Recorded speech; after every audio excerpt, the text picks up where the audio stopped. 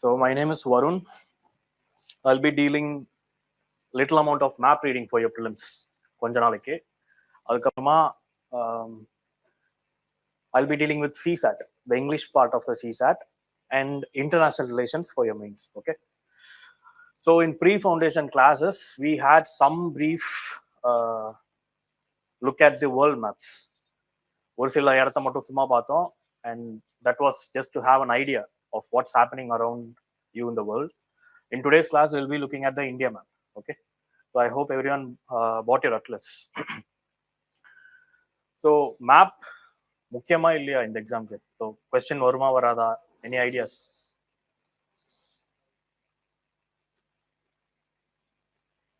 Question paper பார்த்துருக்கீங்களா? Prelims question paper பார்த்தீங்களா இந்த வருஷம்? So did you have an idea about the 2023 prelims which happened 3 to 4 weeks back? Did you talk to your seniors and ask how good or how bad it was? யாராவது எழுதுனீங்களா இங்க prelims? எப்படி இருந்துச்சு paper? கஷ்டமா இருந்துச்சா, ஈஸியா இருந்துச்சா? டஃபா தான் இருந்துச்சு. So this is probably the toughest paper I have seen, and what we can expect is a repetition, or it can even get worse. Okay, so my suggestion to you people is to be prepared for the worst. எப்படி கஷ்டமாச்சுன்னா, so does everyone know Tamil here? How many of you don't know Tamil? So வேற யாருக்கெல்லாம் English தெரியாது? எல்லாருக்குமே English. So I'll go in English, and at times I may use Tamil. Okay, nothing substantial. Anyway, so எந்த மாதிரி கஷ்டமாச்சுன்னா, so the difficulty component, how they increased it is through checking your facts. Earlier they were giving facts and they were asking statement answers like options like 1 and 2 only, 2 and 3 only, likewise.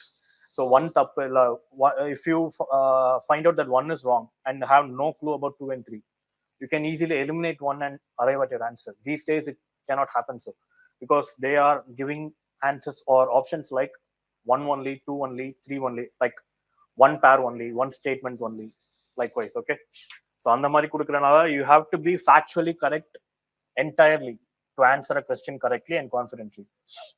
So that's how they are making it difficult, and I'm expecting this pattern to repeat as well.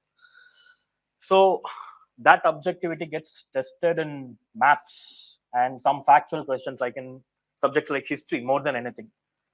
Environment, economy, polity, you can use your conceptual thinking and you can have your own logic and arrive at a right answer, but not in these subjects which are heavily factual. Okay, so what's the only how should we approach these subjects which are factual in nature? Any guesses, any ideas on how you are going to prepare for this? புரிஞ்சுதா? So எப்படி இந்த சப்ஜெக்ட்லாம் படிக்கலாம்னு idea வச்சிருக்கீங்க? What? repetition and revision. So that's the only way to go about these factual subjects, history and geography and certain parts of even your economics and environment, where there are facts, where the concepts are heavily reliant on facts than thinking or logic. Okay, so for example in economy, for example, let's say they take the subject called topic called inflation. ஒரு வாட்டி படிச்சோம்னா inflation, lifelong you'll remember it because that's a concept. These are facts. If you read the river map of northeast India today, if you learn that, you can recollect it for a week or 2 weeks.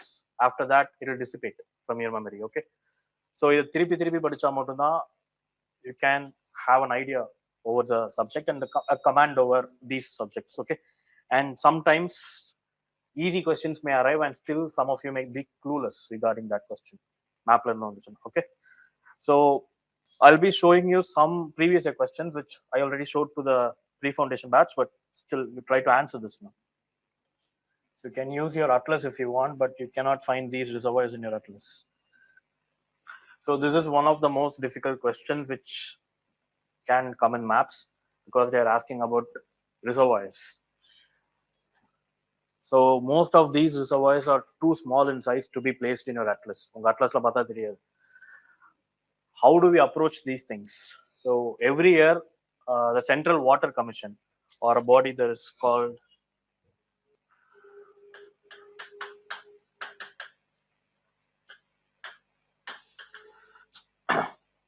there is this body which releases water resources map along with Central Water Commission. So reservoirs are really important. It's an important topic. In the map Arapo, I'll be sharing it in the group with you. So whenever you find any reservoirs in a newspaper, do make a note and try to locate it. They won't make the news for no reason. Newspaper la வந்துச்சுனா ரொம்ப முக்கியமா தான் இருக்கும். Water reservoirs, by the way.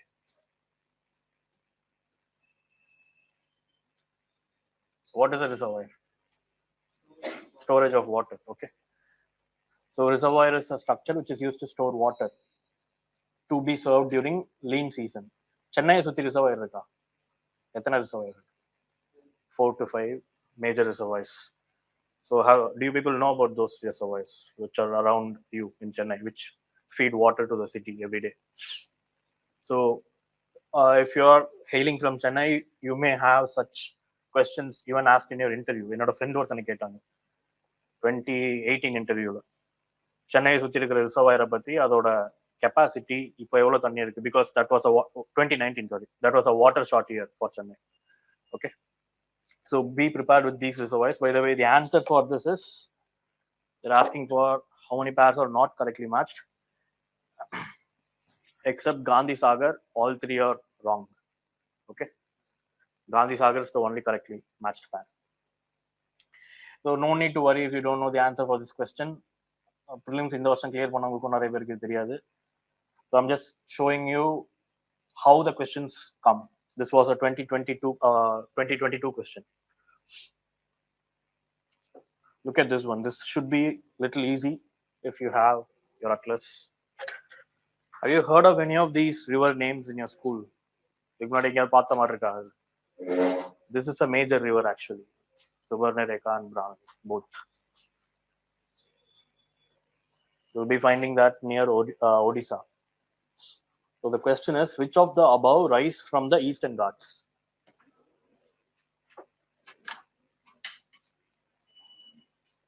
Which of the above rise from the Eastern Ghats? So almost all the 4 rivers originate from that area. Ana yen illa why is no such option like that?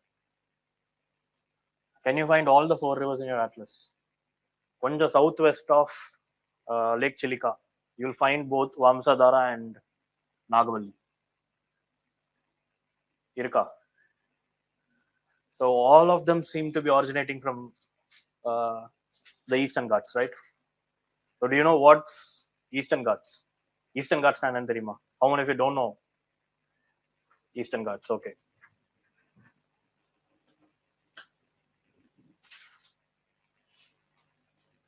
So let's say this is the map of India. From the southern tip of Gujarat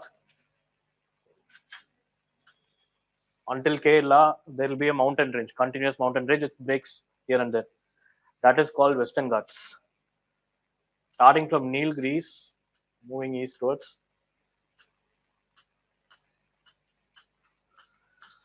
there will be a mountain range with a lot of breaks, more breaks than Western Ghats. India physical map la pathina theriyum, there will be a lot of mountains on this side as well, starting from Nilgiris. So that is called your Eastern Ghats. It will go till Odisha and West Bengal. A little, no, not till West Bengal, only till Odisha. So the hard thing here is knowing that all 4 of them originate from Eastern Ghats, but the options look like this. UPSC அந்த வருஷம் கரெக்டான answer எது சொன்னாங்கன்னா 3 and 4. They said Brahmini was not from Eastern Ghats. Eastern Ghats in தாண்டி உள்ள இந்த சைடுல இருந்து எங்கேயோ வருதுன்னு சொன்னாங்க. So that is how accurate you should be. So only some hills are considered as Eastern Ghats. அந்த ஹில்ஸ்ல இருந்து ஒரிஜினேட் ஆனா மட்டும்தான் it will fit into this description. Okay, now look at your Brahmini and Nagavalli. They will be little more interior than your Eastern Ghats. So let's move on. This is a really easy question for people who attended the pre-foundation classes. Which one can you eliminate? Can you name a city through which river Thames flows? River Thames. Rendal option. Can you name a city through which it flows? London. The river that's flowing through London is Thames. So London kulla pochuna, how will it flow into Irish Sea? Again, a lot of blank phrases. I told this in the first class of my mapping in the pre-foundation. Irish Sea எங்க இருக்கு and where is English Channel? Irish Sea will be in between the two British Isles. And this river Thames, it flows southwards and southeast, and it flows into English Channel. Okay, so you can refer your UK map if you want. Andaman Sea எங்க இருக்கு?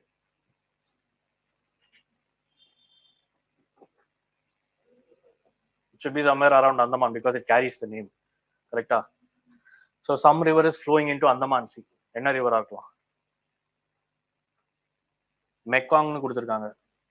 Did I talk about Mekong?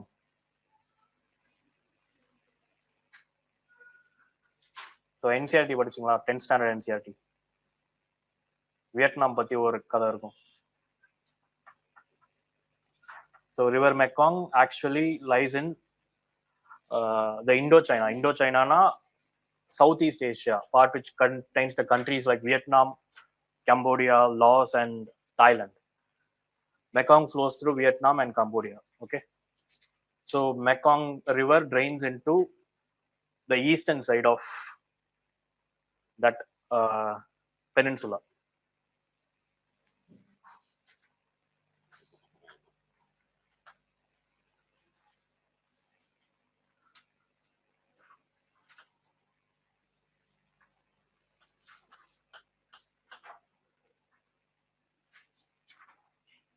So let's say this is India,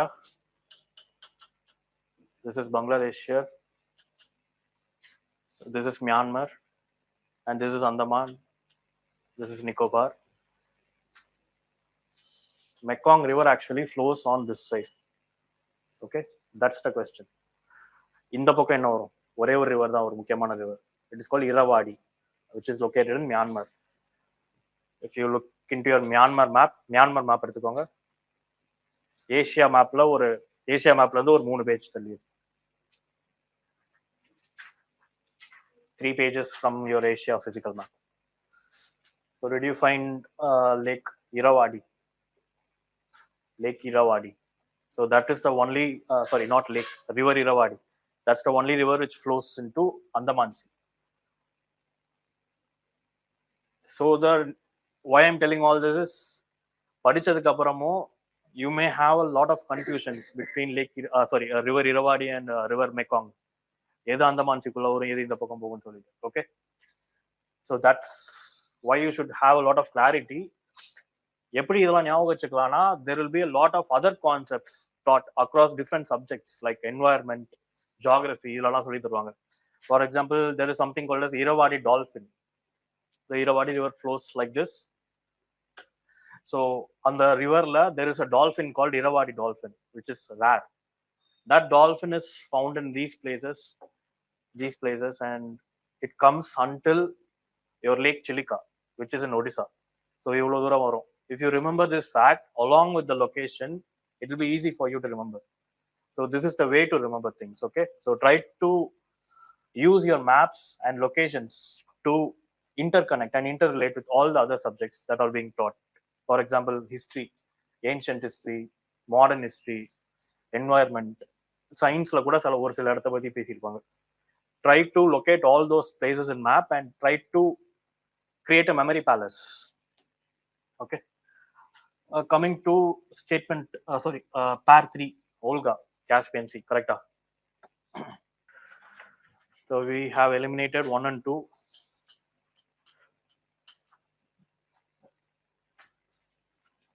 So if you had remembered my class on Africa, for half an hour to 45 minutes I was talking about Africa in my pre-foundation.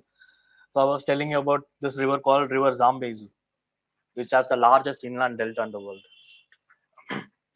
So that river, although inland delta, it is near Atlantic Ocean. It was near Atlantic Ocean. So what should be the course of the river? It should be flowing into or draining into Indian Ocean. So 4 correct on the lay. You don't have to worry about 3 here. Your answer should be C. Okay. So the last question for today. What is Siachen Glacier, or is there any significance regarding Siachen Glacier? Have you heard of Siachen Glacier anywhere? Has anyone heard of Siachen Glacier? Please put it. Okay. What is Siachen Glacier? So why is it in news, or why does it make the news often? What's the significance of the place? China and India, or Pakistan and India? It is between Pakistan and India. Okay. So, okay, not because of Belt and Road Initiative. This is in news because of dispute between India and Pakistan, which has been going on for decades. So this is the highest battlefield of the world. Kargil ku konjam mela irukum. So the Kargil war was fought here in 1997-98. So try to locate this in your Jammu and Kashmir physical map, Ladakh physical map. I'm sorry.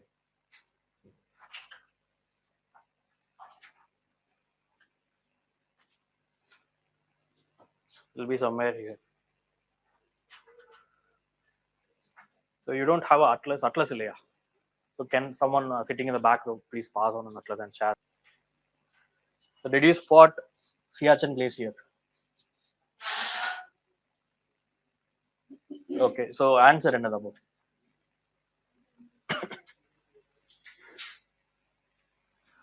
Gilgit is a region here. This is Gilgit Baltistan. This is the entire part is Leh. It is full Leh. And this is Aksai-Chin. East of Aksai-Chin, China da Ganga. So what's the only answer? North of Nubra Valley. Nubra Valley, Terida. It's not present in your map. So it is not present in your map, but you are expected to know this. Nubra is a river, and the river which cuts across Himalayas will eventually make a valley. So that valley becomes called as Nubra Valley. Okay. So மீதி மூணுத்தையும் eliminate பண்ணா you will arrive at an answer for this. மீதி மூணுமே உங்க மேப்ல இருக்கும். So Aksai-Chin is an area which is currently controlled by China in this part. So your Jammu and Kashmir map looks like this, correct? உங்க மேப்ல, உங்க atlasல. Unfortunately, this shaded region is being held by Pakistan right now, being occupied by Pakistan, and this shaded region is being occupied by China. This is called Aksai-Chin. The China kitta irukra idam peru, it is Aksai-Chin. So east of Aksai-Chin na enna? This part. What is this part? China or Tibet. So this one is wrong, right? East of Leh will be somewhere here. East of Leh, again, what is east of Leh? Aksai-Chin. So that is also wrong. North of Gilgit na enga potirukanga unga mapla? You'll find a river here called Gilgit, which is a tributary of Indus. North of Gilgit enna irukku? There is a mountain range called Karakoram. Adum kade. Okay.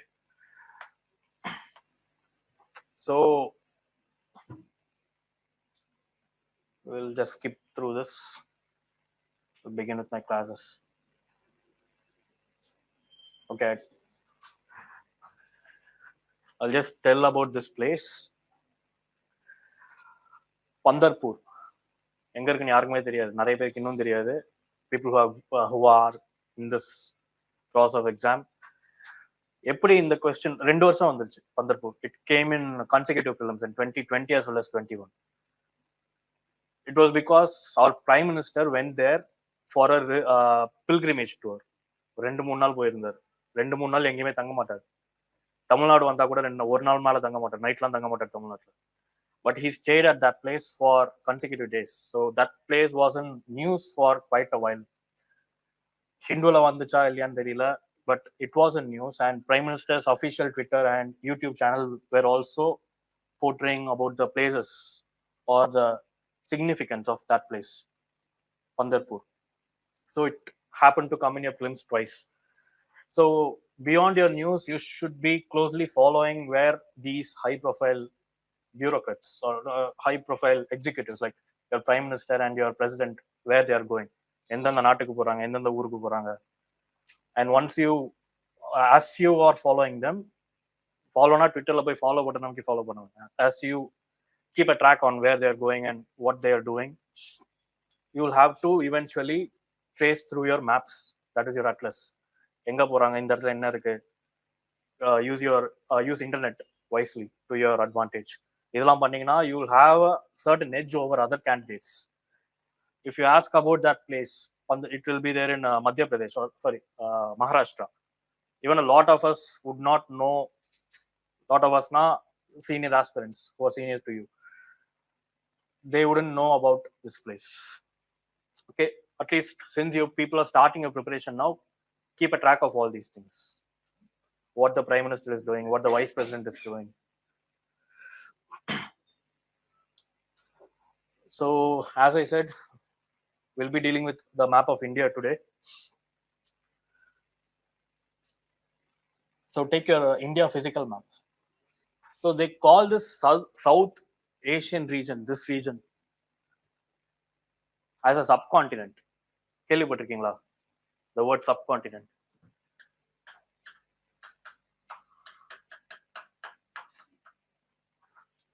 So, why is it called a subcontinent? What is a continent? And why is this place called a subcontinent?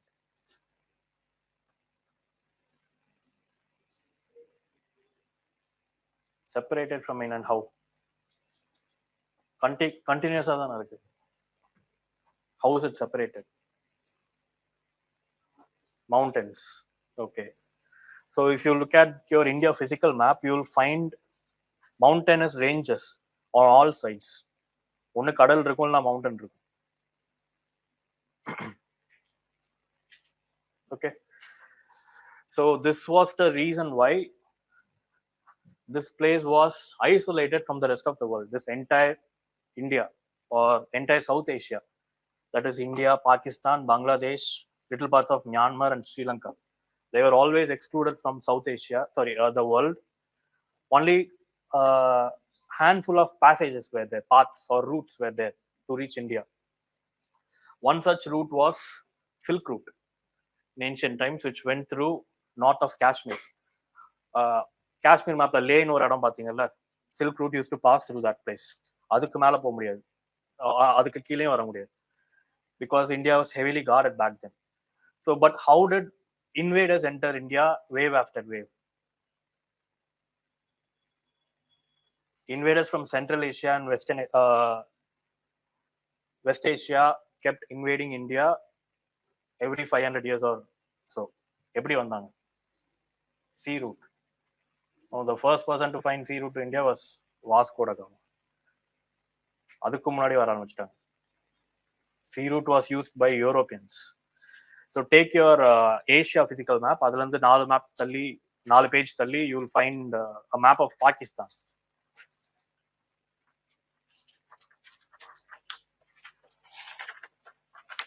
ரெண்டு பேஜ்லயே வந்துடும். You will find a map of Pakistan. Pakistan, Bhutan, Afghanistan எல்லாமே இருக்கும். Okay. So in that map of Pakistan, can you find a place called Peshawar? Northwestern part of Pakistan, Peshawar. Peshawar ko northwest la you will find a small pass called Khyber Pass.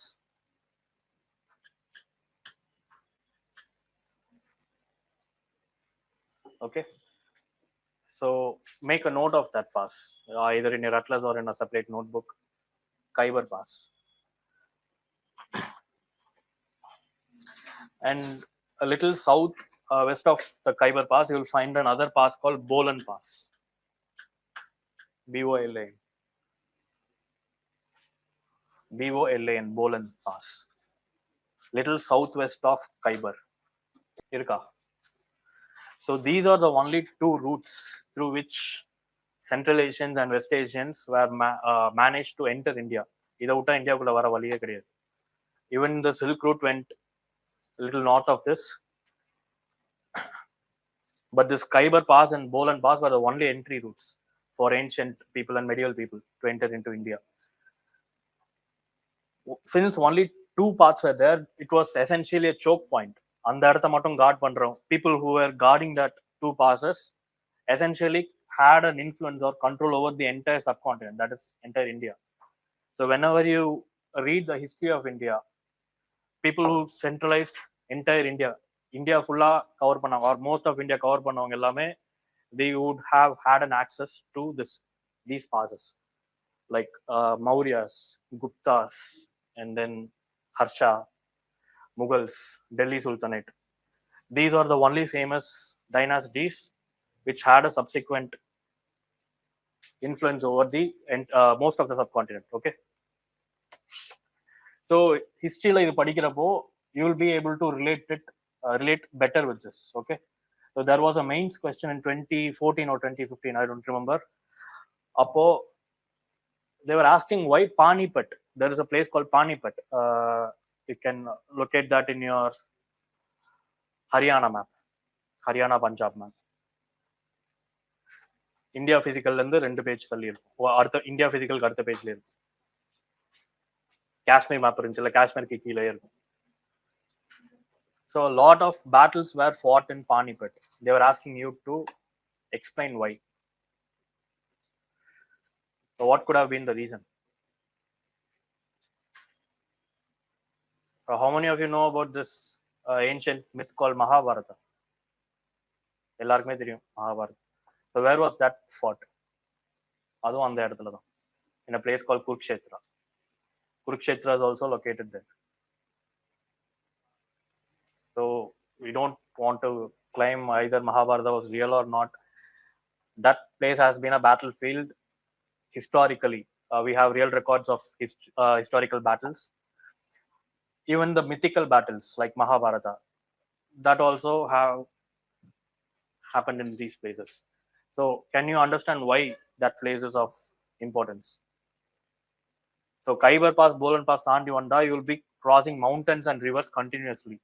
The only flat track of land which is called the northern plains of India, இங்க இருந்து ஆரம்பிக்கும். And even a little south of that you will have a mountain range called Aravalis. அதுக்கு அந்த பக்கம் போனா you will have the Himalayas. So this region called the northern plains of India is one of the most fertile lands in the world. That is where your present day Uttar Pradesh is located, which has a population more than that of Europe, entire Europe. And you have your Bihar also there, okay, in the northern plains. So in order to capture these fertile lands and also the Deccan Plateau, which was rich in mineral resources like iron, coal. Coal was not known back then, but iron, other metals like copper were rich in these places. So in order to have a control over all these resources and the fertile lands, a lot of war was fought here, eventually making Delhi the epicenter of all these battles, which happens to be the present day capital. Summa Delhi capital. So there is a historical significance for that. Delhi used to be the capital during the Sultanate period and even during the Mughal period.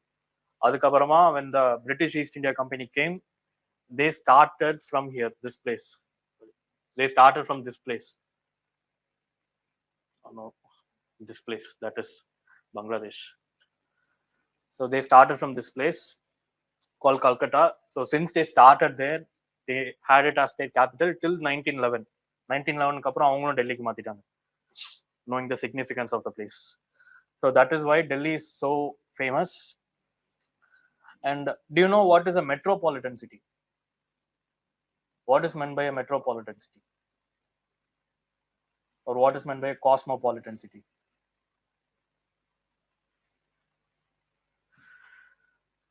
இந்தியாவில் metropolitan சிட்டின்னு எதாவது சொல்லுவோம். Chennai, Delhi, Mumbai, Kolkata, Bangalore, Hyderabad. So these are the metropolitan cities. So if you pay attention, there's one here, Bangalore, Hyderabad, Mumbai. So South India has four metropolitan cities, while North India has only one. East India has one. North India has only one metropolitan city, but it has to sustain or provide livelihood to the entire population living in these areas. So that is probably the reason why Delhi is overpopulated and it is rapidly growing on all four directions. Okay, Delhi map எடுத்துக்கோங்க, அதே அதே அதே பேஜ்ல இருக்கும். காஷ்மீர் பேஜ்ல இருந்துச்சுல, அதே பேஜ்ல கீழே டெல்லி இருக்கும். So in order to sustain the population pressure of these regions and to provide livelihood and opportunities to them, Delhi has been growing rapidly, and that growth is not sustainable. Not sustainable na, I hope you people know the meaning of the word sustainable. So it is not properly going. It is not desirable to grow in such a fast way. So if you have been to Delhi in a train from South India or any part of India, you'll be seeing fields, agricultural fields, till one part. Suddenly you'll start seeing glass buildings, IT parks. So that difference is so drastically felt in Delhi than in other metropolitan areas. Chennai la apdi irukadu, Bangalore la apdi irukadu. The difference between the urban region and the rural region won't be too stark in nature. It will be gradual in the South Indian metropolitan cities, but it's different in North Indian, the only North Indian metropolitan, which is Delhi. So that is also the reason why you see a lot of crimes taking place in Delhi. Social crimes happen in Delhi due to a lot of sociological factors and social factors, like this rapid urbanization, which has given rise to glass buildings and IT parks in one side of the road. On the other side of the road, you still have your agricultural fields. What will be the nature of inequality? So there will be a lot of such differences, social differences, which give rise to such crimes in those parts of Delhi, especially in the fringe parts. Delhi la vara crime news ellame, most of them won't happen in the heart of Delhi, but in the satellite towns. If you look at the Delhi map, you'll find cities like Gurgaon on the south west of Delhi. Below Delhi, right below Delhi, south of Delhi, you'll find a city called Faridabad. To the east of Delhi, you'll find a city called Ghaziabad. And to the southeast, you'll find a city called Noida. So most of these things occur in these satellite towns. So these are called the satellite towns of Delhi. So comprising all these 5 towns along with New Delhi or Delhi itself, it's called the National Capital Region. Okay, NCR. So these cities, Gurgaon, Noida, Faridabad, Ghaziabad, they are not located in Delhi. They are located in the respective states. For example, Ghaziabad is located in Uttar Pradesh. Gurgaon is located in Haryana. Faridabad and Noida, they are also located in Uttar Pradesh. They are not a part of Delhi. They are called satellite towns. Okay. So I was talking about the ancient kingdoms trying to invade India, medieval kingdoms trying to invade India, wave after wave. Karasiya yaar in India invade பண்ணாங்க? Who are the last group of people or last communities to invade India? British. Okay. அதுக்கு முன்னாடி வந்தவங்க, they came through land and they tried to settle in India, and they became a part of India. Today we cannot differentiate between who came first, who came last. சொன்னா கலவரம் தான் வரும் இப்போ சொன்னா. So people who came to India, entered India, made India their home, and that's why you find a lot of cultures in India. India is known as melting pot of cultures.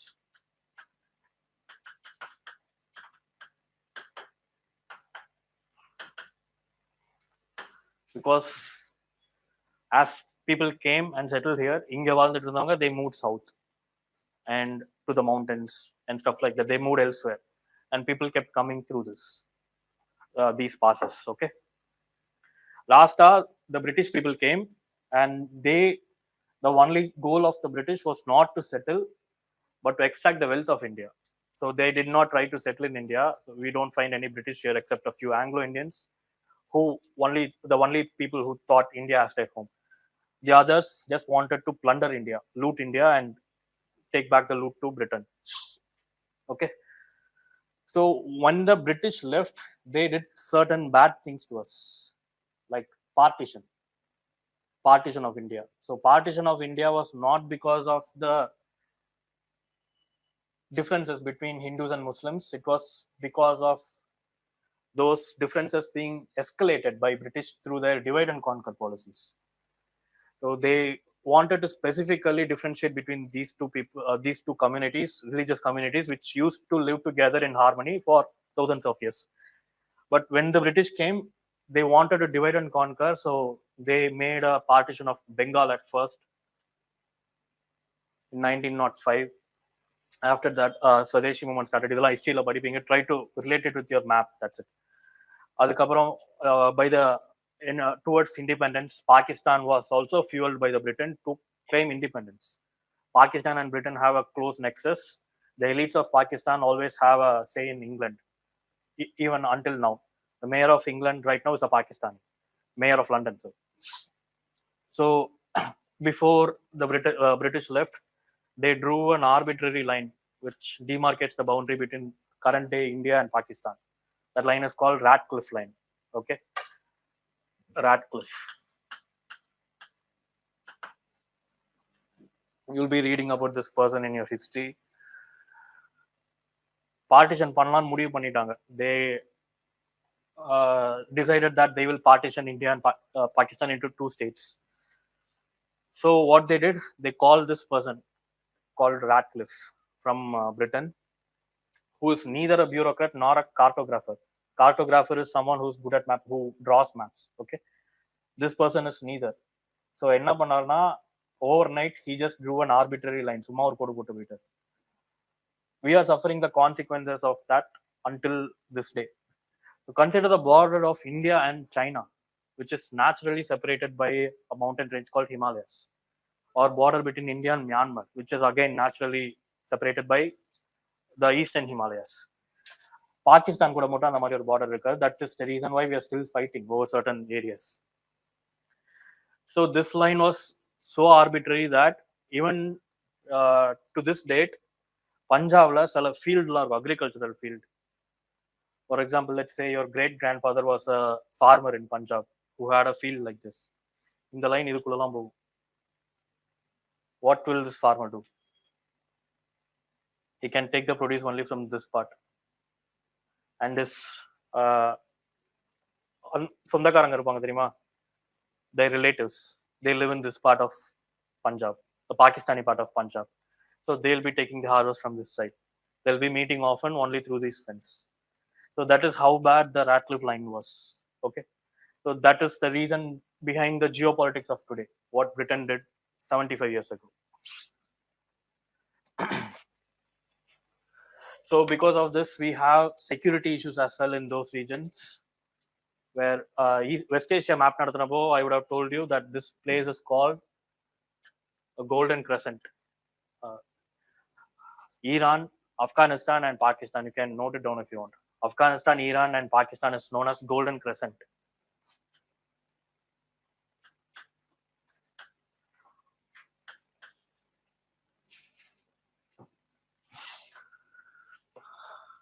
Golden crescent is an area where the drug cartels are there in plenty of numbers, which is supported to fund terrorism.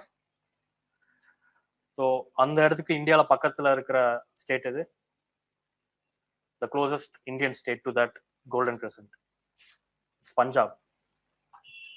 So Punjab is where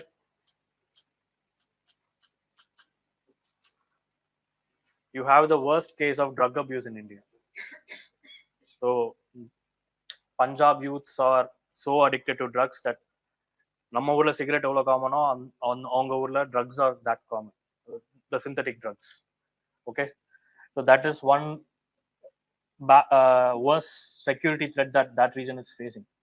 Drug எல்லாம் security threat. You will be learning about that in social issues, why drugs are bad. Okay, so next comes the Kashmir region and the other regions like Rajasthan.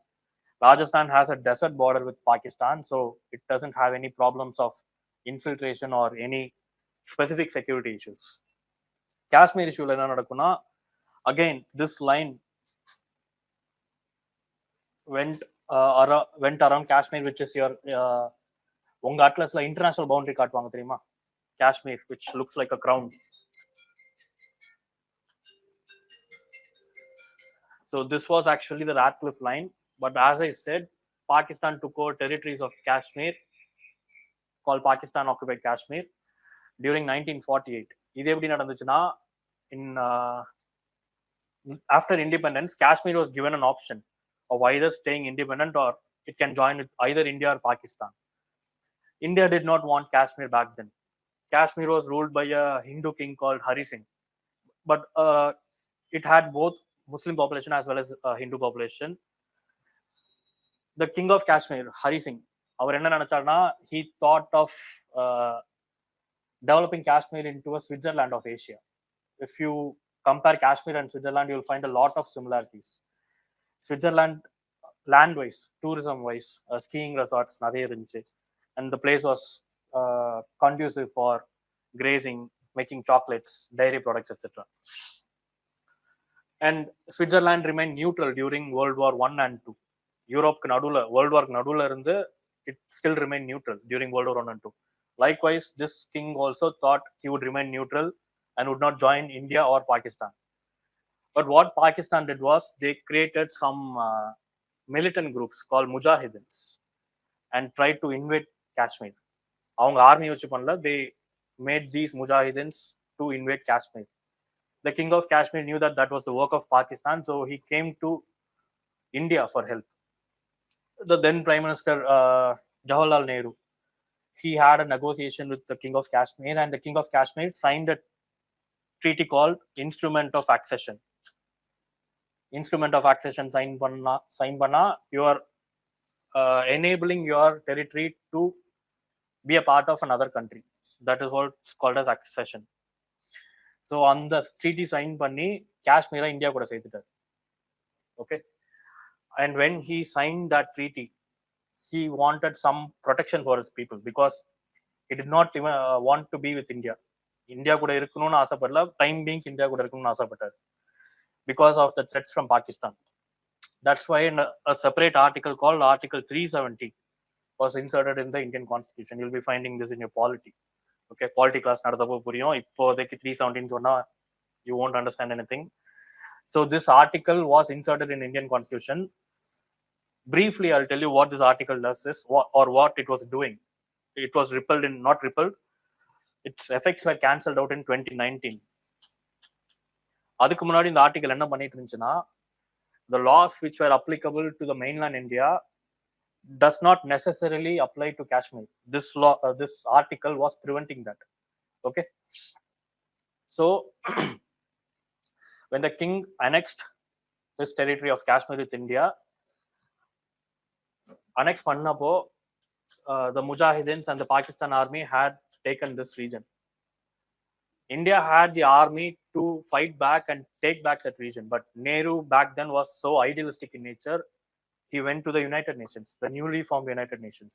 1945 form பண்ணாங்க, 1948 அவர் போய் கேட்டார். He had some trust in that body because it was run by the Western countries. What United Nations said was, stay wherever you are. உங்க force இவ்வளவு தூரம் நிக்குதா, அவங்க force அவ்வளவு தூரம் நிக்குதா, stay wherever you are, and they drew that demarcated that line as line of control. So till date, the ground forces are standing in their respective position. அப்போ நிக்க ஆரம்பிச்சவங்க இன்னும் நின்று தான் இருக்காங்க, and that place is called line of control. Okay, so similar thing happened with respect to China on this part, and they took over Aksachin. So this is the history behind Kashmir. So since line of control also passes through several districts, district நடுவுலலாம் போகும், ஊருக்கு நடுவுலலாம் போகும், இது எப்படி லேண்டுக்கு நடுவுல போகுது, அந்த மாதிரி line of control also goes in between streets and districts. If you go to Kashmir or look at images of line of control, there won't be actual fencing. இந்த சைடு சில ஃபோர்ஸ் நின்றுப்பாங்க, அந்த சைடு பாகிஸ்தான் ஃபோர்ஸ் நின்றுப்பாங்க. That's the only difference. It will look like a street fight there in line of control. No actual fencing. It is not an international border. The international border of India between India and Pakistan ends at this place. இதுக்கப்புறமா you will have something called line of control till one point here. NJ9852 ஒரு point இருக்கும். And after that point you will have something called as AGPL till the Siachen glacier, actual ground position line. அந்த லைனுக்கு அந்த பக்கம் the border with China begins. The border with China is international border. இந்த இடத்துல கொஞ்ச தூரத்துக்கு international border, and again this இங்க ஒரு லைன் இருக்குல்ல which was illegally captured by China in the region. So this line becomes called gets called as LOAC, line of actual control. So do you want me to repeat this? Do you want me to repeat what I just said, the different borders? புரிஞ்சதுல எல்லாருக்கும்? So till here you have your international border with Pakistan, that is the Radcliffe line. அதுக்கப்புறமா Radcliffe line becomes irrelevant because Pakistan breached it. இங்க இருந்து இது வரைக்கும் it is called line of control.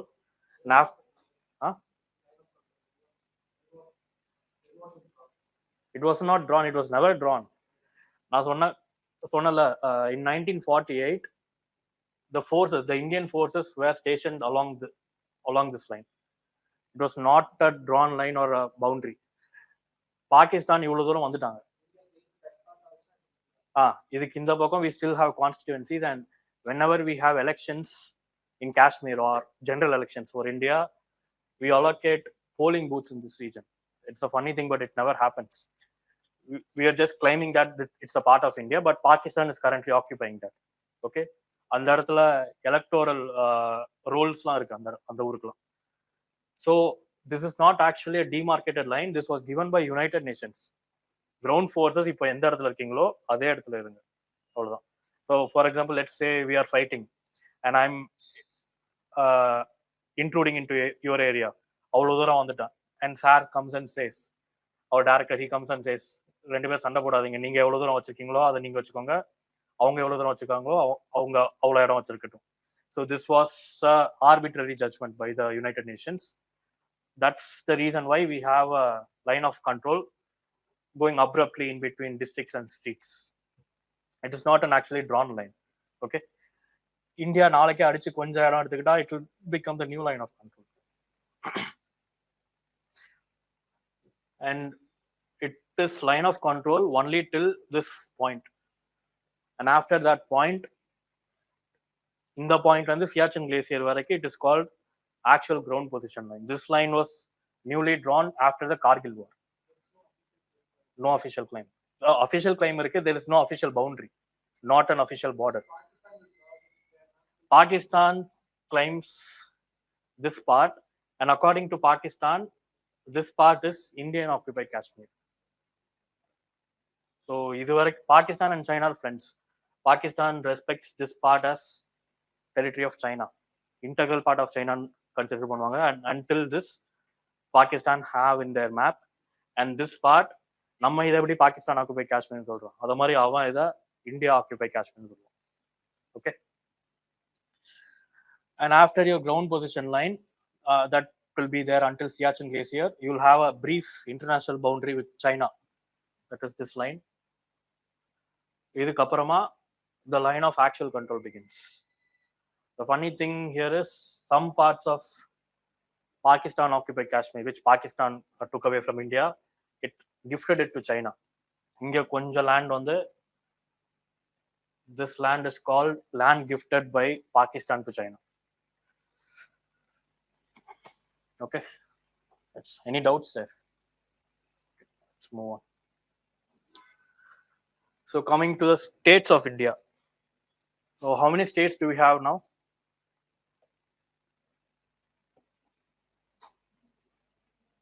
29 or 28?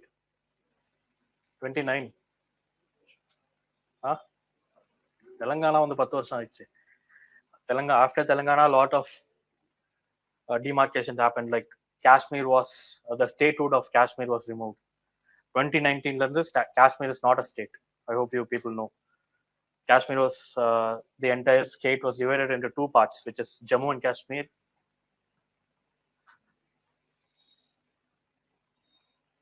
Jammu and Kashmir and Ladakh. They both are union territories now. Okay. And after that, there are two small union territories here called Daman and Diu and Dadra and Nagar Haveli. They both are merged into a same union territory. That was the most recent, which happened in 2020. So you will be finding this in your polity. Union and states over unit or polity, the very first part of the Indian Constitution. And you'll be going through the brief history of how states emerged in India and why some of those states have a linguistic connotation to it. For example, Tamil Nadu or Kerala, on Andhra, Karnataka. Why borders were drawn on linguistic lines. So there were several commissions, and the government did not accept the recommendations of those commissions at first. But Kadasiya JVP commission, no commission on the and they accepted. So not JVP, Fazil Ali commission. They accepted the recommendations of that. So that is why we have the political state border in India like how it is today. If time permits today, I'll be telling the state borders and issues that are present in Northeast. Okay. So like I said, the melting pot of culture, and you people now know the reason why India is home to so many cultures. Cultures now, how it's visible is in languages and different food, how people dress. Every 100 or 150 kilometers in India you travel, you'll find a new language or at least a new dialect. சென்னையில் ஒரு மாதிரி தமிழ் பேசிட்டு இருக்காங்க, கொஞ்ச தூரம் தள்ளி வேலூர் போனால் வேற மாதிரி பேசுவாங்கல்ல. So that's what I mean. It's because of the invasions which after wave, invasions or settlement which happened wave after wave, which gave rise to this melting pot of culture or a salad bowl of culture.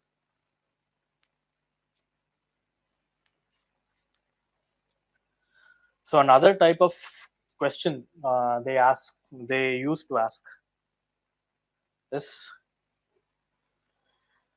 state boundaries நல்லா தெரிஞ்சிருக்கணும், not just your international borders.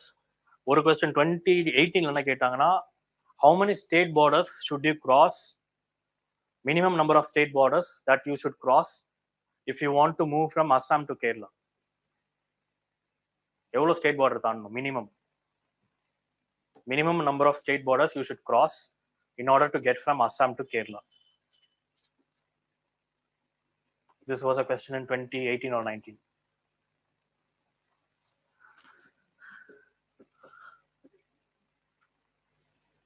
Four.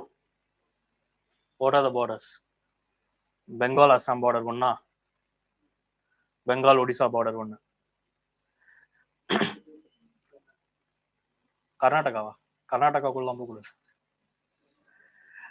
Odisha Andhra border innone 4, and Andhra Tamil Nadu border, Tamil Nadu Kerala border. You have to cross 6 borders at least minimum in order to get from Assam to Odisha, Kerala.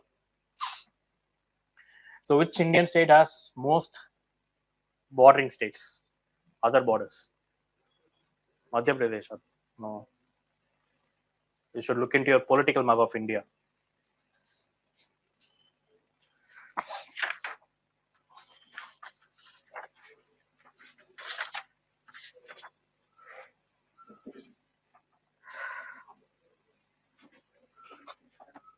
Karnataka, Telangana. No. It's Uttar Pradesh. So look clearly, it has Uttarakhand, Himachal Pradesh, Punjab, Haryana, Rajasthan, Madhya Pradesh, Chhattisgarh, Jharkhand, and Bihar. 9 states. So kindly note it down. Punjab and Uttarakhand. Haryana is Himachal Pradesh. Now, if you look at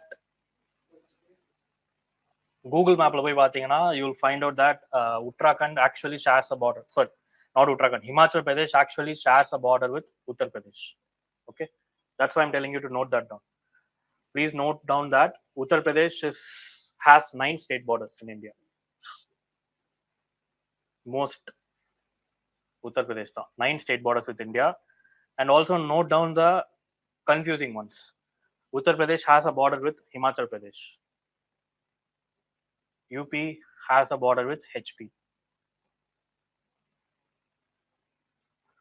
Uttar Pradesh also has a border with Jharkhand and Chhattisgarh. Jharkhand and Chhattisgarh. Note that down as well. So, 4 state merge ஆகிற மாதிரி இடத்துல மட்டும் தான் இந்த confusion வரும். So that is why I am clearing it. Himachal Pradesh and Uttar Pradesh have a border. And where அந்த confusion வேற எங்க இருக்கு? 4 state merge ஆகிற மாதிரி. Telangana. So Andhra has a border with Chhattisgarh. Note, write that down. Andhra has a border with Chhattisgarh. So there is an Indian state which has only one bordering state. Innor Indian state. ஒரே ஒரு Indian state தான் border அது. Can you find that state? There is an Indian state which has only one bordering Indian state. Sikkim. Is it just Sikkim? Meghalaya. Sikkim and Meghalaya, two states. Okay. Sikkim has a border only with West Bengal. Meghalaya has a border only with Assam. In your atlas, in your India political map, Telangana and Odisha border இருக்கிற மாதிரி இருக்கா? Is Telangana touching Odisha? No. In some atlases, it would have been given wrongly. கொஞ்சம் பழைய atlas எல்லாம். Telangana cannot have a border with Odisha because Andhra has a border with Chhattisgarh. Okay? புரிஞ்சுதா? Because Andhra and Chhattisgarh have a border, Telangana cannot touch Odisha. So I just told you the most confusing parts. இதுக்கப்புறமா you can learn the boundaries and borders by yourself.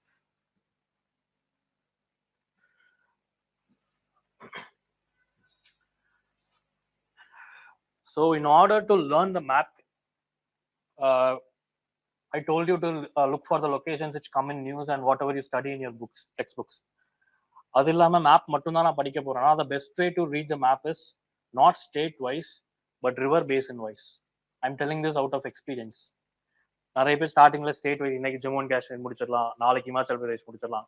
You'll have that kind of a preparation strategy, which is not wrong, but you'll have a lot of confusions. Okay, so I suggest you to study the map, specifically map மட்டும் படிக்க போறீங்கன்னா study it river basin wise. Okay, for example, இன்னைக்கு Indies river பார்க்கலாம், north ஈஸ்ட்ல Brahmaputra பார்க்கலாம், and other minor rivers in north east, and if time permits we can look at Ganga river also.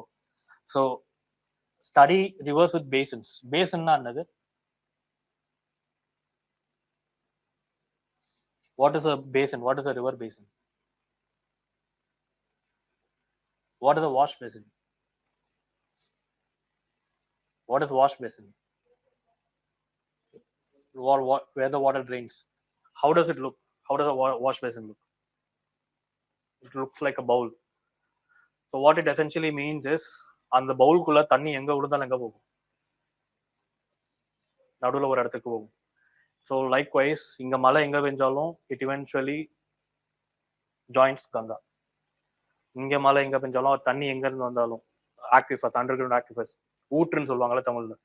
So அதெல்லாம் எங்க இருந்து வந்தாலும் இந்த ஏரியால it eventually joins with river Indus. Likewise for all the river basins in India. Okay, these are the major river basins of India. There are roughly 22 to 25 river basins. The number varies across different organizations which publish this map. Okay,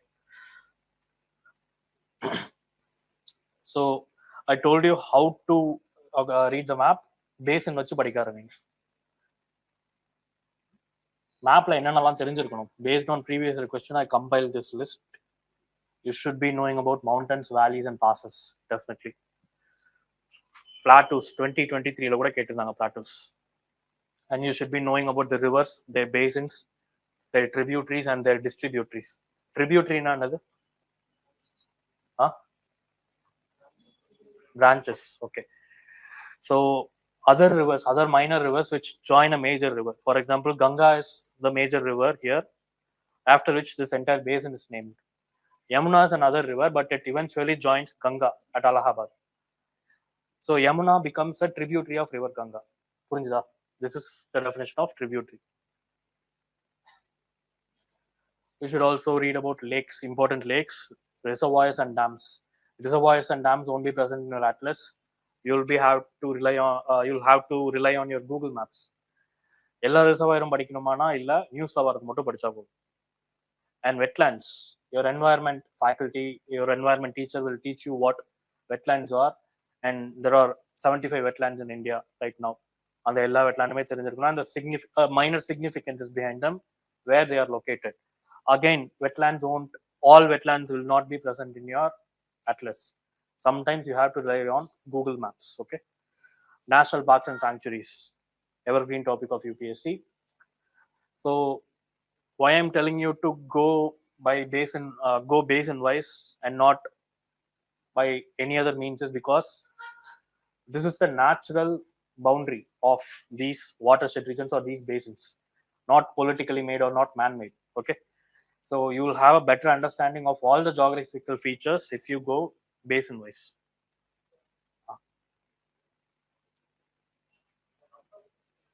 இந்த நம்பரா? அது அந்த CWC சொன்னால, central water commission, அவங்க release பண்ண map இது. their numbering, இண்டஸ்க்கு அவங்க number 1 கொடுத்துருப்பாங்க, கங்காக்கு 2A கொடுத்துருப்பாங்க, பிரம்மபுத்திராக்கு 2B கொடுத்துருப்பாங்க. ஏன் இதுக்கு 2, 3 கொடுக்கலனா, they both merge inside Bangladesh. Ganga and Brahmaputra join actually. Okay, so அவங்க ரெஃபரன்ஸ்க்காக நம்பர் கொடுத்துருக்காங்க. You don't have to worry about these numbering. இவ்வளோ டீப்பாலாம் கேட்க மாட்டாங்க. Maybe if you get appointed as an IAS officer in CWC, அதுக்கப்புறம் நீங்க இந்த number தெரிஞ்சுக்கலாம். இப்போ தேவை. So national parks and sanctuaries, you don't just have to study where it is, எங்க இருக்குன்னு மட்டும் தெரிஞ்சா போதாது. You'll have to know what river flows into it. அதை வச்சும் ப்ரீவியஸ் இயர்ல கொஸ்டின் கேட்டிருக்காங்க. ஜிம் கார்பெட் நேஷனல் பார்க்னு ஒன்று இருக்கும் உத்தரப்பிரதேஷ்ல, அதுக்குள்ள என்ன ரிவர் ஓடுதுன்னு கேட்டாங்க. So you have to have an integrated preparation of your maps. எது எந்த இடத்துல இருக்குன்னு தெரியணும். Okay. And along with that you'll have to have an idea about islands, not just the islands located on sea, but also there are some islands called riverine islands. For example, Sri Lanka. And what's the largest riverine island in the world? I told that at the end of my last class. Largest riverine island in the world. Riverine island na river la irukra island. Please take your northeast India map. Can you find Brahmaputra river in your political map? Political map la Brahmaputra river irukka parunga. Northeast India map.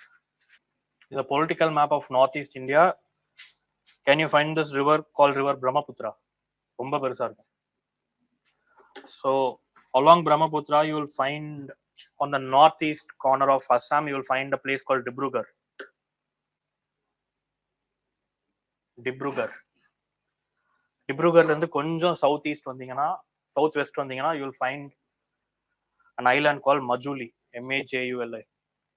Did you find that island called Majuli? So that is the largest riverine island in the world. It's an island. It doesn't look like an island because in your atlas, because it's that big. ரொம்ப பெருசா இருக்கும். ஆத்துக்கு நடுவுல இருக்கானது. You should also be aware of minerals, which you will have a better idea. ஸ்கூல்ல எல்லாம் மனப்பாடம் பண்ணிருப்பீங்க, எந்த இடத்துல அயன் இருக்கு, எந்த இடத்துல காப்பர் இருக்குன்னு சொல்லிட்டு. Once you learn enough geography class கொஞ்சம் போனதுக்கு அப்புறமா, you'll get an idea of why iron is there and why copper is there, why aluminium is there. For example, in Kerala and some parts of northeast India, Meghalaya மாதிரி இடத்துலலாம், the rainfall is too heavy throughout the year. ரொம்ப அதிகமா மழை பெய்யும். What it causes is washing away of the top layer of the soil. மழை அதிகமா பெஞ்சதுன்னா, when the top layer of the soil is eroded, the silica particles and iron particles get washed away, and the heavy aluminium not iron particles, the silica particles get washed away, which is the majority component of soil. So what will be remaining is aluminium. So in the இடத்துலலாம் you will have a type of soil called laterite soil. அது ஸ்கூல்ல படிச்சிருப்பீங்க கண்டிப்பா. laterite soil, red soil, black soil எல்லாம். So laterite soil இருக்கிற இடத்துல aluminium அதிகமா இருக்கும். டெசர்ட் இருக்கிற இடத்துல காப்பர் presence கொஞ்சம் அதிகமா இருக்கும். So likewise, once your geography classes go on, this part will become way easier to you, and you don't have to memorize anything there. wheat எந்த இடத்துல வளருது, ரைஸ் எந்த இடத்துல வளருது, பீனட் எந்த இடத்துல வளருது, அதெல்லாம் you will not have to memorize. So try to integrate this with your map preparation. Majuli.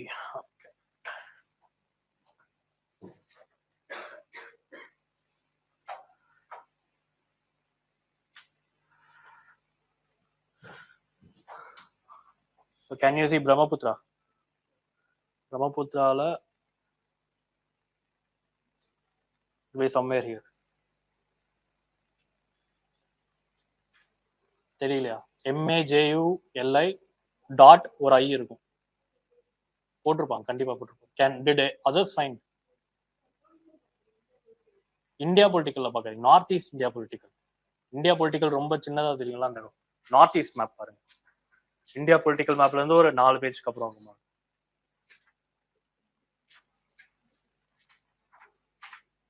North east India map. ரொம்ப தாண்டி போயிட்டீங்க நீங்க. So let's enter into the physiography of India. So look at your India physical map right now. So India has different regions topographically. நிறைய region இருக்கும் physical mapல.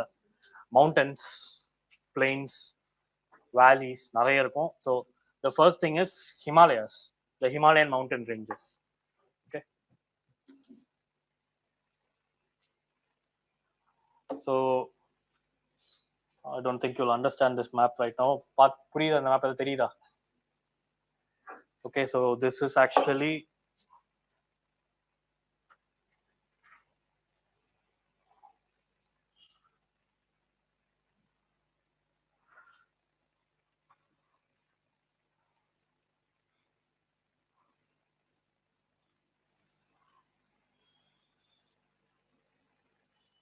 so this is what I just do is Kashmir. Okay, so Himalayas start from here. ஏன் இதை காமிச்சனா, Himalayas is not a independent mountain range in that region, not an individual mountain range. It is a part of something called as Pamir Knot, PAMIR KNOT, knot, Pamir Knot, which has several other mountain ranges like Hindu Kush mountains, which goes across Pakistan and Afghanistan. So the classes will be Pamir Knot. This place is called the roof of the world. These are the highest parts of the world. So the first important physiographical feature you have is the Himalayas, which can be divided or classified into such regions. Karakoram is also known as Trans Himalayas. Okay, Trans Himalayas. என்ன எழுதிக்கோங்க, Trans Himalayas Karakoram வேற வேற இல்ல. Karakoram is also known as Trans Himalayas. And this part, which is in green, it is called the Western Himalayas, where you have your Pir Panjal range. Jammu and Kashmir physical map la parunga, you'll have your Pir Panjal range and Great Himalayan range. In the pink color line irukla, the pink color line is called Greater Himalayan range. Okay, Pir Panjal range will be somewhere here. Irka PIR space PANJAL, Pir Panjal range. So cities and settlements cannot be developed on top of the mountains, but only in the valleys. So in the Pir Panjal range in the Greater Himalayas nadula irukra or mukyamana valley in this part of the world, it is called the Kashmir Valley. So Kashmir Valley is located in between Pir Panjal and Great Himalayas. So most of the highest mountains of Himalayas can be found in Karakoram range and along this pink line. Pink line in Karakoram range இருந்தா நிறைய டாலான மவுண்டன்ஸ்லாம் இருக்கும். Where is Mount Everest located? Mount Everest நேபாளில் எந்த இடத்துல? Along somewhere here. Okay. What's the second tallest mountain in the world? Not Kanchenjunga. Kanchenjunga is third. K2 னு ஒன்று இருக்கும். It will be located in the Karakoram. Okay. K2 irka. So K2 is also known as Godwin Austen. Godwin Austen. And the third tallest mountain is Kanchenjunga or Kanchenjunga. It is located on the Sikkim-Nepal border. So Himalayas or a height, it keeps varying. Okay. So this pink line is where the Himalayas is the tallest. Pink line, red line. And right below this pink line, there will be a somewhat shorter ranges of mountains, which is called as Himadri.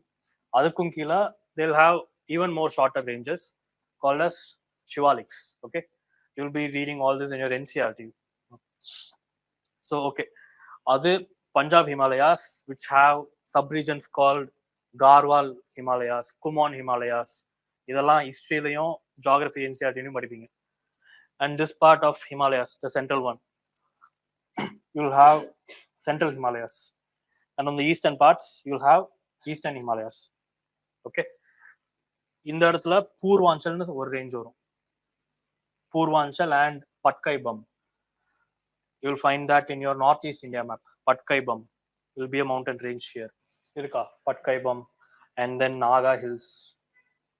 And the southernmost part will be the Mizo Hills. And like I said, people don't settle, or settlements or cities won't occur on top of these hills, but only on the valleys, where there is also considerable amount of drinking water. Rivers இருக்கிற இடத்துல மட்டும்தான் மக்கள் இருப்பாங்க. Okay. And here you will have a river called Barak. Barak. Barak. Irka. Barak River Valley. And people settled heavily on the Brahmaputra Valley as well. Okay. Anyway, this is the Himalayas. It gives rise to three major river systems, river basins of the world: Indus River Basin, Ganga River Basin, and Brahmaputra River Basins. Only these rivers originate from Himalayas. No other rivers originate from Himalayas. Next, coming to the northern plains, the great northern plains. So like I said, this is one of the most fertile regions of the world, and it is also heavily populated. Imagine having population more than Europe inside this boundary. The population of Europe is roughly 20 crores, and அதை விட அதிகமான ஆளுங்க they live inside this. And if you include Bihar, that's more than anything. Okay. This land is fertile due to the rivers which flow from Himalayas, mainly Ganga and its tributaries, which also cause certain social issues. You will be reading that in the society. Next type of physiographical region is Eastern Ghats and Western Ghats, which we already saw. The only important thing you have to note down here is the highest point in Western Ghats. It's called Anaimudi. Anaimudi in known. It's taller than Dotabetta in Tamil Nadu, but Anaimudi is in Kerala. Overall, Western Ghats Sabata, Anaimudi is the tallest point. So the note down one more thing: the height of Western Ghats decreases from south to north. Height of Western Ghats decreases from south to north. Western Ghats and Eastern Ghats meet at Nilgiris. Western Ghats and Eastern Ghats meet at Nilgiris. These Western Ghats are also known as Sahyadris. Sahyadris. So Sahyadris question paper they are referring to Western Ghats. So the next important feature of the subcontinent is these islands. So please take your island map. Tamil Nadu map ku adutha page la irukum. Did you find the islands? Okay. So let's begin with Andaman and Nicobar Islands first. Andaman and Nicobar Islands is a part of it formed as a result of collision of Indian plate with the Eurasian plate. Himalayas எப்படி form ஆச்சோ அதே மாதிரி தான் இதுவும் form ஆச்சு ஒரே டைம்ல. And the northernmost boundary of Andaman and Nicobar is Coco Channel. Please note that down. Coco Channel. COCO, Coco. ஏன் அது கோகோ சேனல் சொல்றாங்கன்னா, a little north of that, which is not given in this map, little north of that there will be a place called Coco Island. இந்த இடத்துல cocoa ஐலாண்ட்னு ஒன்று இருக்கும். That island belongs to Myanmar, not India. So these northern parts of islands, these are called Andaman. இதுவரைக்கும் they are all called Andaman.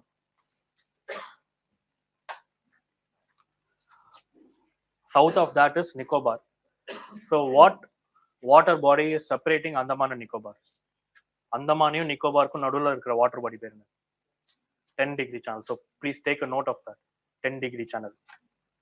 10-degree channel எங்க இருக்குன்னு கேட்டா you should be able to tell. Or which channel separates Andaman and Nicobar? It is the 10-degree channel. So little east of Andaman, not Nicobar, little east of Andaman, you'll find an island called Barren Island. Irka Atlasla. So that is the only active volcano in India. The only active volcano of India. There's also another volcano called, it is not given in this map, Narkundam. Irka avanga mapla irunduchana parunga illana please mark it here. Narkundam. It's an extinct volcano. And it has a special type of bird species called Narkundam hornbill. Okay.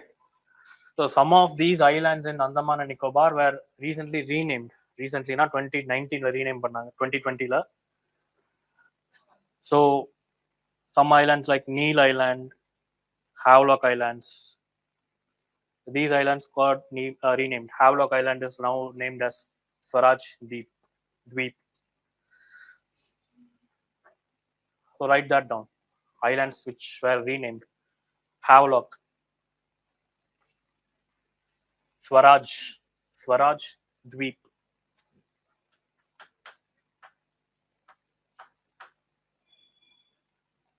Dweepna island, okay. Tamil தீவுன்னு சொல்றாங்கல, Sanskrit it's similar but Dweep.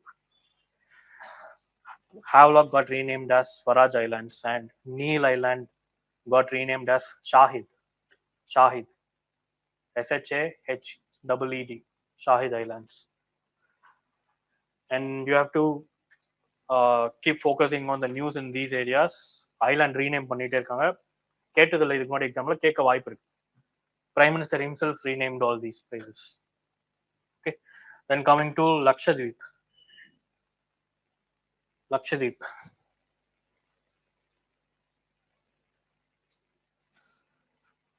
By the way, what's the capital of Andaman? Port Blair. So what kind of people live in Andaman? So Andaman has a lot of indigenous tribes, primitive tribes. Some tribes are so backward that they still don't know to make fire. But other civilizations of the world knew how to do all that, and we got developed and we got civilized. But some tribes living in Andaman and Nicobar, for example, Jarawas, who live in the southern part of Andaman, they are isolated from the outside world. Their numbers are too less. 2011 their numbers were like 266. அவ்வளோ பேர் தான் இருந்தாங்க அவங்க கம்யூனிட்டியில். We don't know how many of them are remaining right now. So this is the number of Jarawas.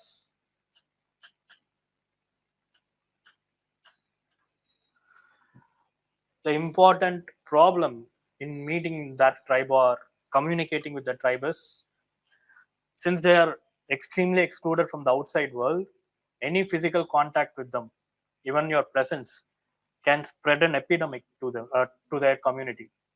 For example, you'll be carrying a lot of pathogens in your bodies like viruses and bacteria, for which you would be immune due to the herd immunity, and because the current world is genetically so diverse and mixed with other populations which grew resistance to a lot of diseases. But on the tribe Abdillah, they have been living only with themselves for millions of years. So they are excluded from the outside world, and any contact with them will cause a epidemic and will wipe out even this population. So people are restricted from meeting them. 2010 க்கு முன்னாடிலாம் safaris were there through their living settlements, through their hamlets.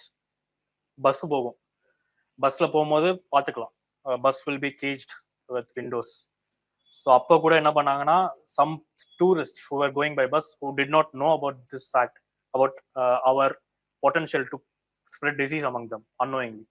தெரியாம bread பாக்கெட்லாம் கொடுத்துட்டு இருந்தாங்க அந்த try, அவங்களுக்கு தெரியாது. So that such events led to decimation of their population to a great extent, which is too less right now. So in the tribe Mari, there is another kind of tribe which lives in this island called Sentinelese. You may have seen YouTube videos. Any kind of approach towards that island will be greeted with arrows and spears. So அந்த பக்கம் போகவே முடியாது, ஹெலிகாப்டர்ல போனாலும் சரி, போட்ல போனாலும் சரி, they will start fighting against you. And this is the tribe which still don't know how to make fire. And how we know that they are attacking us? பக்கத்துல போனா ஏன் அட்டாக் பண்றாங்க எப்படி தெரிஞ்சதுன்னா, tsunami devastated these island groups. The 2004 tsunami devastated these island groups, and the Indian Navy went for rescue missions in all these places. So these tribes are a little compassionate. They knew something about the outside world. Adala they were ready to take help from the Navy and any relief group.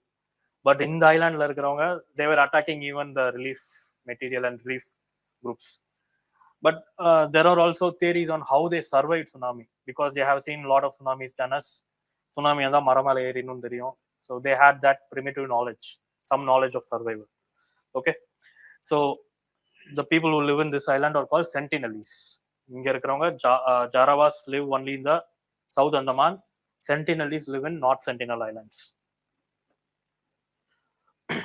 Now coming to Lakshadweep. Unlike Andaman and Nicobar, no tribes live here. This is just a strategic location of India. So in Lakshadweep, what is the capital? Lakshadweep, what is the capital?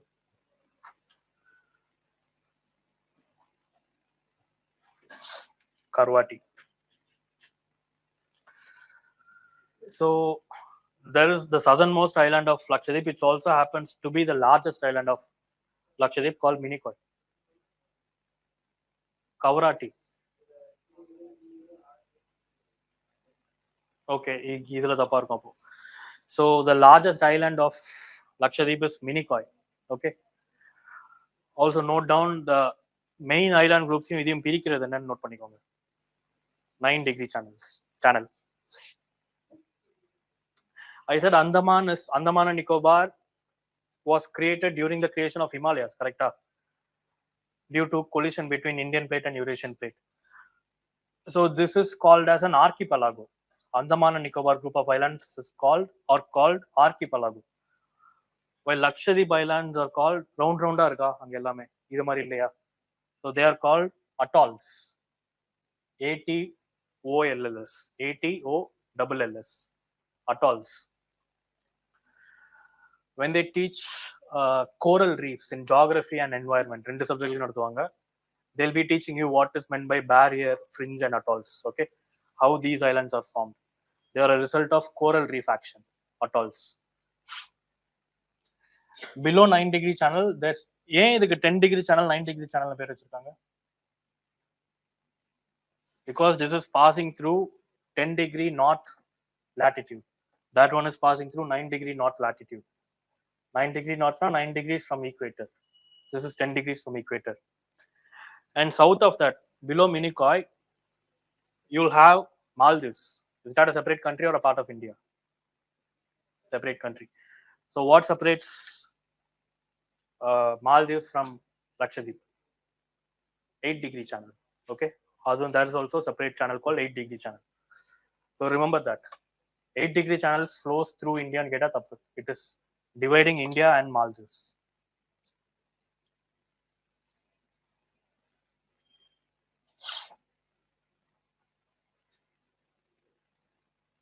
So these are the coastal plains which are on the extreme side of towards coast from your Western Ghats and Eastern Ghats respectively.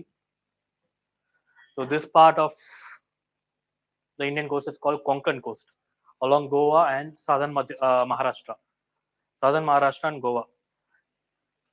அதுக்கு கீழே வரது எல்லாமே from Goa till Kerala, you call it as Malabar coast. On the east, இந்த இடத்துல விசாகப்பட்டினம் வரைக்கும், from Kanyakumari till Visakhapatnam, you will call it as Coromandel coast. and north of that till your Kolkata harbor. You call it as northern Sirkas. Okay. So these are the physiographical regions of India. So all you have to do now is visualize how the land of India looks. எந்த இடத்துல elevation அதிகமா இருக்கும், எங்க கம்மியா இருக்கும். And I forgot to mention this Deccan Plateau. Between Eastern Ghats and Western Ghats, there is a plateau. Plateau na, it looks something of like a table. Table மாதிரி ஒரே ஹைட்ல இருக்கும். And this is the Deccan Plateau. Okay. It is also rich in minerals. Write down a fact about Deccan Plateau. Deccan Plateau is higher on the western side and lower on the eastern side. So let's have a brief look at Indus Basin first today. So take your Jammu and Kashmir physical map. So where does this river begin? Himalayas in the country. Which country does it begin? Indus has its source in China. Indian border ends here. It has its source in China. Kailash, Mount Kailash in China. Indus has its source near Mount Kailash in China. So the first thing when we read about a river is we learn its tributaries. Okay. So tributaries can be classified into two, right bank as well as left bank. So this is the course of the river, correct? The course of the river is like this. So now you have to remember both right bank tributaries as well as left bank tributaries. Right bank tributaries na, this river is flowing in this direction. இதுக்கு ரைட்ல வந்து சேர்ற மற்ற சின்ன river எல்லாம் it's called as right bank tributaries. லெஃப்ட்ல join பண்ற river எல்லாம் left bank tributaries. Okay. So what's the first right bank tributary of India? Sorry, Indus. Look into your map. Shiok no river இருக்கா? So Shiok is a right bank tributary of Indus. So write down right bank tributaries of Indus. Right bank, BANK, bank tributaries of Indus. Shiok, SHYOK. Giljit,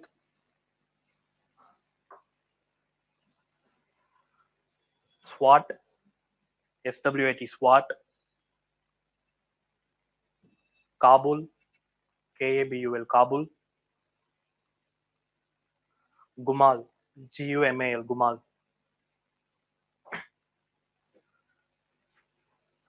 So Shiok எழுதுனீங்கல்ல, in brackets, Shiok க்கு கீழே in brackets please write Nubra, NUBRA.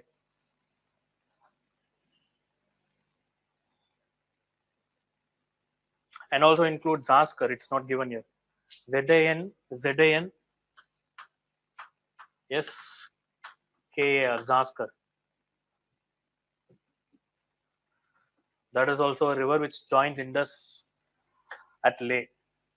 Leh no ஊர் இருக்குல்ல Jammu and Kashmir. Zanskar joins Indus at Leh. So write down the left bank tributaries. The first one is Zanskar. Second one is Kishan Ganga. Zanskar is a left bank tributary, not a right bank tributary. I'm sorry I said it along with that, but it should be written with left bank tributaries. So first one is Zanskar, next one is Kishan Ganga, then Son, and finally Chenab. So in school you may have read about 5 rivers which join with Indus, like Satluj, Ravi, Bias in the river Allah.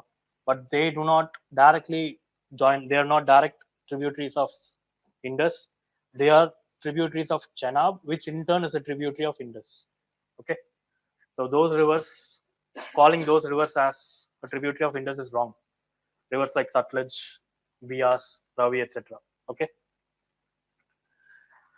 So write down north to south. North to சவுத்னு சும்மா எழுதிக்கோங்க atlas நோட்ல. North to south.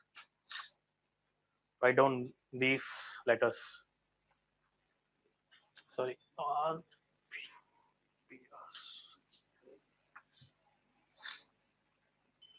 So Indus, Jhelum, Chenab, Ravi, Bias, Satluj. Okay. So can you see your physical map? And on the same page on Punjab, can you see these words? This word called Doab. DOAB. Doab. Bari Doab, Bist Doab, அந்த மாதிரி இருக்கா? பெருசா எழுதியிருக்கும். எழுதியிருக்கா Doab? அந்த Jammu and Kashmir physical map பேஜ்லேயே பாருங்க, கீழே பஞ்சாப் இருக்கும். இந்தியா பிசிக்கல் பார்க்காதீங்க, ஜம்மு அண்ட் காஷ்மீர் பிசிக்கல். அதோட பிசிக்கல் மேப். அதுல டுவாப்னு ஒரு வார்த்தை எழுதியிருக்காங்களா அங்கங்க. Bist Doab, Bari Doab. So write down the definition of Doab. Doab is the region between. Doab is a fertile region between two rivers. Doab is a fertile region between two rivers. So in that region, in their language, Abna River. Just remember that Abna River. So Punjab is known as the land of 5 rivers. So Punch Hub, Punjab. That's how it derived its name. So என்னென்ன டுவாப்லாம் போட்டிருக்காங்க உங்க அட்லஸ்ல? பாரி வேற. So please write down the Doab between Jhelum and Chenab. It is called Sharjah.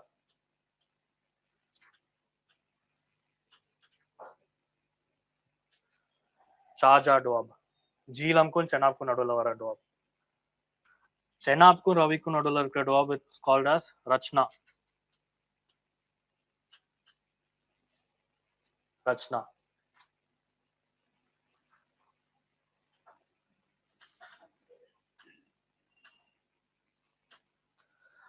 ரவிக்கும் பியாஸ்க்கு நடுவில் இருக்கிறது Pari.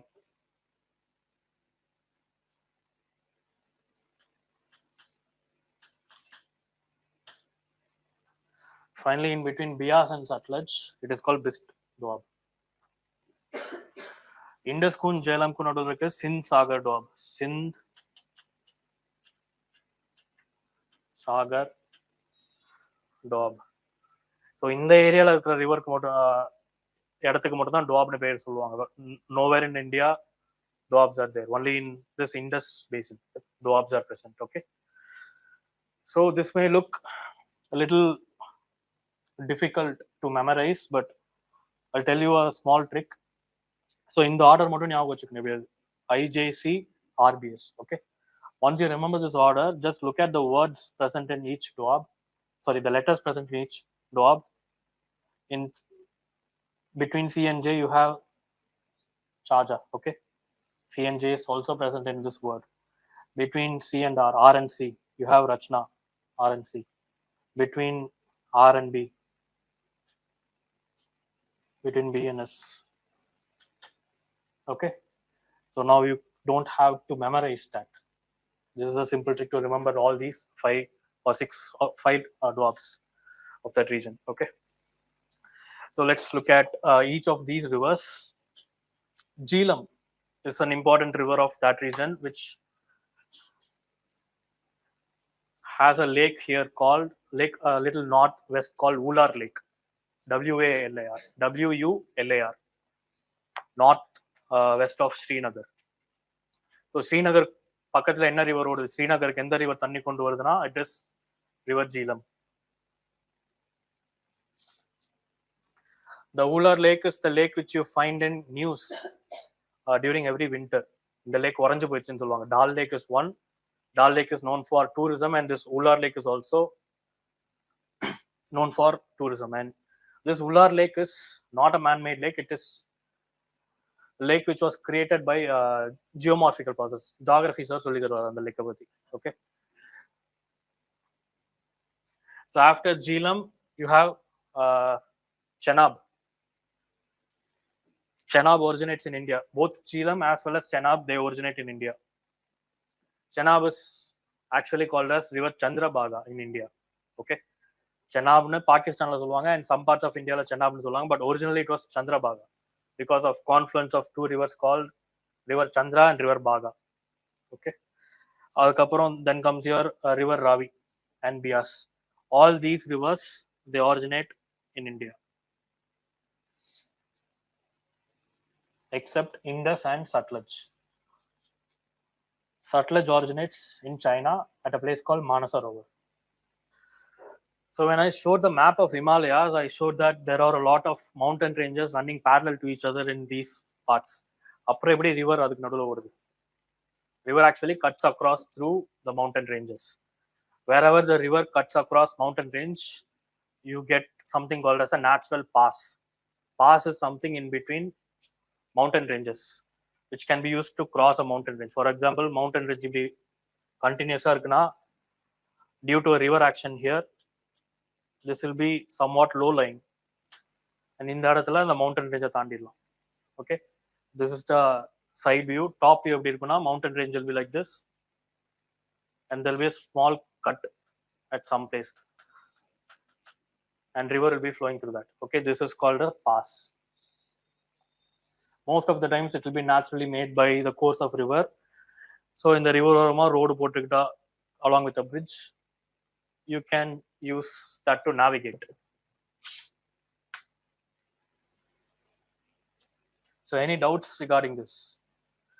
So luckily there is not much national parks present in this region, so others only minor ones are there. So this is how you should study a river basin. Okay, so along with the flow of the river, you have to study through which places it flows, the right bank tributaries, the left bank tributaries, tributaries of tributaries. கடைசியா எந்த river போய் இண்டஸ்ல சேருது? Is it Chenab or Ravi or Satluj? Can look in the map. இது வந்து பாகிஸ்தான் மேப்ல பார்த்தா தான் தெரியும். ஏசியா மேப்க்கு அப்புறம் ஒரு 2 page. But this question was asked. நான் இப்போ ஒரு ஃபேக்ட் கேட்டேன்ல, எந்த ரிவர் கடைசியா பாகிஸ்தான்ல போய் சேருது? Which river drains all the other rivers and finally merges into Indus? The actual answer is Chenab. But 2021ல இதே கொஸ்டின் கேட்டிருந்தாங்க. In UPSC it was Satluj. UPSC மாத்தி கொடுத்துருந்தாங்க. ஸோ அந்த வருஷம் கரெக்டாக போட்டால் தப்பாக இருக்கும், தப்பாக போட்டால் கரெக்டாக இருக்கும். So there are some level of randomness also in UPSC. So அதையும் ஞாபகம் வச்சுக்கோங்க. கரெக்டாக படித்ததுக்கப்புறமும் தப்பு நடக்க வாய்ப்பு இருக்குது. So you have to be extremely cautious and கேட்குற தேவைப்படுற மார்க்குக்கு மேலே your preparation standard should be there. Okay, any doubts in this? Okay, so shall we wind up or shall I take another basin? Actual answer Google mapல பாத்தீங்கன்னா it is Chenab, but UPSC கீழ Satluj இருந்துச்சு. UPSC கீழ மாத்தி கொடுத்திருந்தாங்க. So shall we wind up or shall we see another basin? Huh?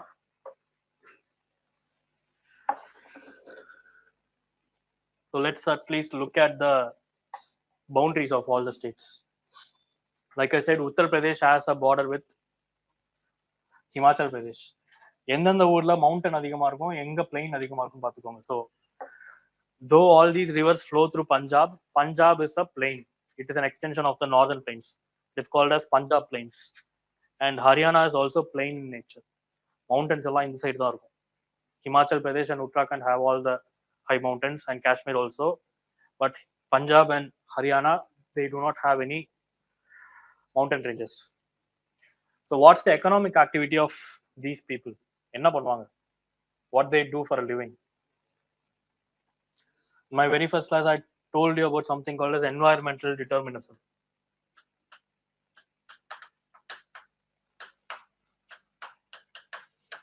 படிச்சிங்களா அது? NCERT human ஜியோகிராஃபில இருக்குமே, முதல் சாப்டர்லேயே இருக்கும். 12th standard NCERT, fundamentals of human geography. What is environmental determinism? How your environment and geography decides your culture and what you do, and even how you behave. So it is different for these parts and different for these parts. Okay, so the plains and the flow of 5 or 6 rivers in that region made that region really fertile, giving rise to agriculture as primary activity of Punjab and Haryana. Okay, so agriculture na, it is not like what we have in Tamil Nadu or Andhra or Kerala. Their agriculture is on another level. So இங்க முப்போகம் விளையும்னு சொல்லுவாங்க தெரியுமா காவேரியிலலாம். So that is not actually true during these days because Kaveri is facing a lot of lean seasons. But these rivers which flow from Himalayas are perennial in nature. Perennial not permanent. They flow throughout the year, unlike the rivers in the peninsular India. So due to that reason, this region was chosen for green revolution. Green revolution in 1960s on நடந்துச்சு. So they chose certain fertile regions. That green revolution required a great amount of irrigation along with certain other inputs like high yielding variety seeds, fertilizers kuda irrigation நல்லா இருக்கணும். Irrigation is a natural factor while the others are artificial factors. So in order to satisfy that natural factors, these regions, Punjab, Haryana and Western UP were chosen. So these regions currently, and even parts of Tamil Nadu was chosen, Tamil Nadu and Andhra. For these reasons, the agricultural farmers grew really wealthy in these regions. நம்ம ஊர்ல இருக்கிற ஃபார்மரும் இந்த ஊர்ல இருக்கிற ஃபார்மரும் ஒரே மாதிரி கிடையாது. They are extremely rich, richer than even people who work in IT in our state. Okay, so that's the economy of that region. And along with land reforms, land consolidation, mechanization of farms, அந்த மாதிரி நிறைய ரீசன்னால that region is relying on agriculture, but it is seeing a lot of benefits. But along with that, what are the threats faced by that region? What are the threats faced by that region? There are some environmental threats in that region. Please note down environmental threats faced in Punjab plains. Environmental threats faced in Punjab plains. Groundwater depletion. Groundwater depletion. So அங்க இருக்கிற river water மட்டும் பத்தாது. So that's how much they cultivate. No piece of farm is left uncultivated there. They cultivate in great amounts. The net zone area is really high in those regions. அதனால they exploit a lot of groundwater too. Because of that, the groundwater table has decreased considerably. இந்தியாவிலே groundwater table ரொம்ப கம்மியான area எதுனா that part, the Punjab plains, due to a lot of exploitation of groundwater. And due to that reason, the other environmental threat, the natural corollary of that is groundwater pollution. Innor threat, groundwater pollution. So there are also other security threats like na sonna mari drug issue and other threats. So whenever you study a region, please go basin wise. Basin kapparama, then you can go state wise. While you go for the state, you can look into factors like the geography of the state and the economy of the state, even a brief history of the state. Once you start doing this along with your mainstream preparation, you'll be able to better relate. So இன்னைக்கு நான் சொன்ன கிளாஸ்ல map class மாதிரியே இருந்திருக்காது. நிறைய விஷயம் சொல்லியிருப்பேன் randomly. It is just to make you aware that this is how interrelated your preparation should be. அப்படி படிச்சா மட்டும்தான் மேப்பை ஞாபகம் வச்சுக்க முடியும். And once you remember everything through maps, it will be easy to remember things. டைரக்டா மனப்பாடம் பண்றதுக்கு பதிலாக மேப் வச்சு ரிலேட் பண்ண கத்துக்கிட்டீங்கன்னா it will be easier. So I just taught you how to relate it. History, economy, geography, polity, all other things. Okay, so let's wind up here. Let's meet in the next class. Okay, thank you.